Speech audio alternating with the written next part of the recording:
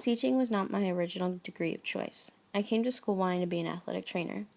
I was taking all the courses I needed to be the future trainer I wanted to be.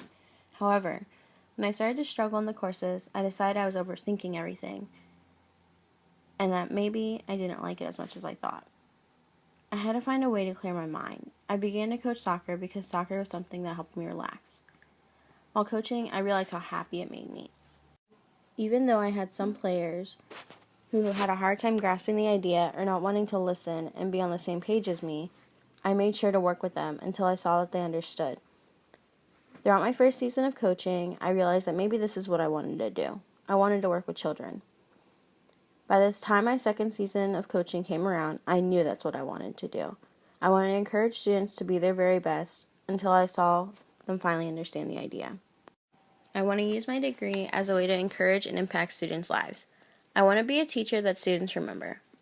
I want to teach my students not only what we should be teaching them in class, like math and reading, but how to be a better person and how each and every one of them has a strength they might not know about. I also want to stretch the limits with my degree. Not only do I want to teach my students many different things, but I also want them to know how they can achieve things they didn't know before. A student should be encouraged by their teacher, like Vygotsky shows us in his idea of the zone of proximal development, that what a student can do is in their smaller circle. What they can do with a little help is bigger, and what they are unable to do is the biggest part of it all. I want my students to be able to reach the area that they couldn't do by the end of the school year. He also understands that the idea that students learn from each other, and this would be beneficial for students to learn from someone else around their own age because they will have a more common way of thinking about the material. I believe that as a teacher, I would make sure my students are comfortable in the classroom. I would let my students know that I believe in them and I want them to do their very best. I also want to let the students understand that I am on their side. If a student needs to do something a little differently, I would try my hardest to help them with that. As a student, I know it can be hard to stay seated for long periods of time. As Gardner explains, through the different multiple intelligences, students learn in different ways.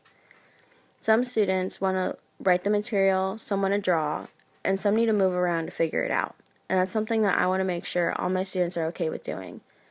I do not want to limit my students to having to sit down and write the material.